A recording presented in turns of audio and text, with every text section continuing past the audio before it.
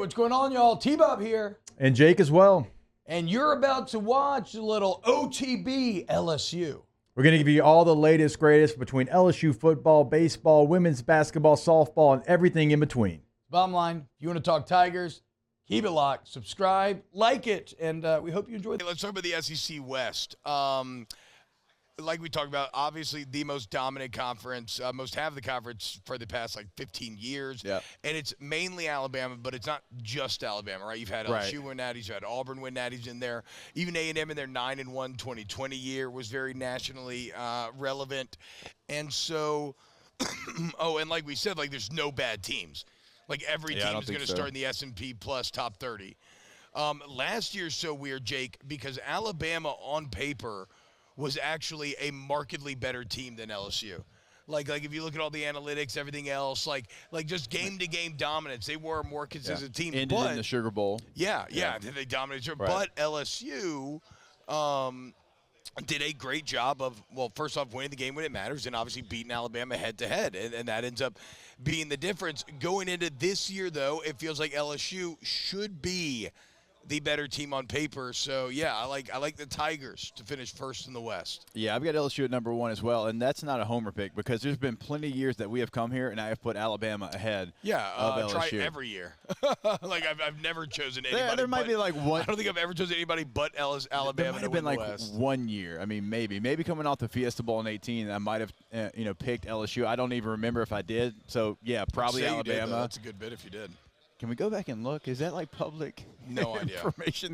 Because that would be good. But I feel not because of where we play, because of where we do radio. I feel like LSU right now is ready to take that step. When you look at who they have, now depth is an issue in some places, but if you go down and you start breaking down positions, I like LSU's offensive line better. I like their receivers better. I like their quarterbacks better. I'm not saying that Alabama's running backs are better than LSU's right now. It's kind of a push for me, right? When you start looking at defensive playmakers, I like LSU's defensive front a little bit better. Now, edge rusher, Dallas Turner, LSU doesn't have that guy. No, but if you wanted to have that guy in Harold Perkins, you could. But you want to play him in the middle, which I agree with. But Kelly did talk about Perkins coming off the edge. He's going to do different things. Well. Yeah, let's be clear. But I mean, you've heard me talk about this 1,000 times, T. If I'm a running back and I've got Harold Perkins on the edge, I'll take that every day over the A-gap. And you probably would too, because I can shut something off. Yeah. By my positioning, I can say you're not coming right here. You are going to have to beat me around the horn. You can't go inside. That's not where you're going to beat me. So I can geometry. I can use my offensive line with me, and so now I only have to worry about bull rush or around the horn. But if you're coming in the A-gap, oh man, I'm terrified. It can get real, especially because it's a three-way go. Well, and now you're combining him with also you're having to deal with Mason Smith and Mekhi Wingo. So you got to deal with them two on the interior, and then Harold Perkins just sitting there playing games, dancing around. And he's got a 5-yard head start sometimes. Yeah, it's going to be.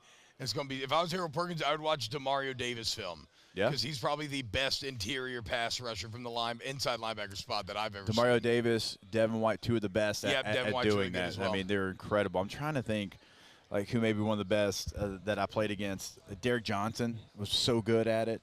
Derek Johnson played at Texas, played for the Chiefs forever. Okay, yeah. He was really good at it. I mean, because he was so big and strong, you'd rush up there to try to stone him at the line so he couldn't get going. Yeah. But then he was smooth enough to give you the Olay or give you a dip and rip or the wiggle. And certainly Harold Perkins has all of those moves. Yeah. So I like him in the middle of that deep. I mean, T-Bob, find me right now with Mekhi Wingo, Mason Smith, Harold Perkins, Omar Spates. Find me 4 players in the country in the middle of your defense that you would trade in. I don't think we could find one. I would ask Cole and Greg sitting next to us. I'd ask Brian sitting next to us. Hey, find 4 guys in the middle of a defense that you would sub. I don't think you could find 4. Wow, Jake, what incredible takes. I mean, those guys, they're just the best. I think so. And if you think so, again, hit the like button, subscribe, ring the bell so you get notifications when we post every single day here on OTB LSU.